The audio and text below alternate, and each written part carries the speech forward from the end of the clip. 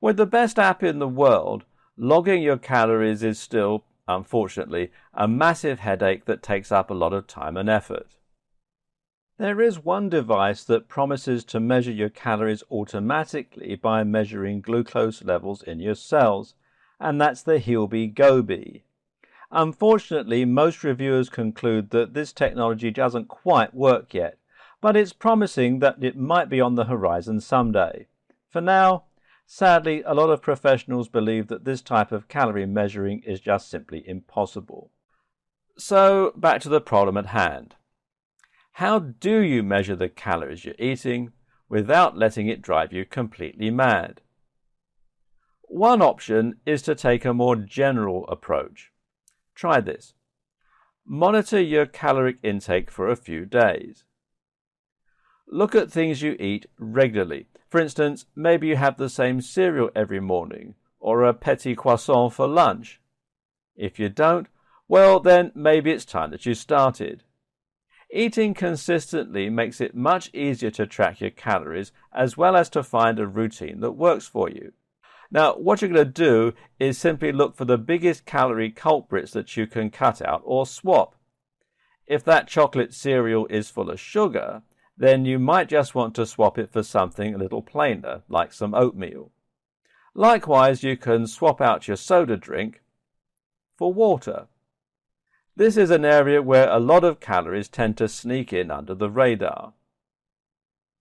Of course, your dinners are going to vary, but if your breakfast and lunch are fairly consistent, then you'll know how many calories you have left to spend come the evening. This means you can simply try to avoid consuming anything that will represent a massive calorie dump. For me, it was pizza. I never realized, until I took the time to look, that the pizzas I ate often contained 500 to 700 calories. As my AMR is 2,200, that was a massive amount for me to spend on dinner. Pie and chips night was even worse. So the solution was just to cut those out, or at least to eat them less often, really simple. And if I knew I was having them that night, then that was a great time to go for a 6-mile run, which will burn me 700 to 800 calories. You see how this works. The point here is that it doesn't have to be precise or exact. Just measure enough to get a general idea and then afford yourself a little flexibility to try and avoid driving yourself completely insane. Another thing to consider in respect of all this is that there is no way that you can possibly learn your exact calorie intake or burn.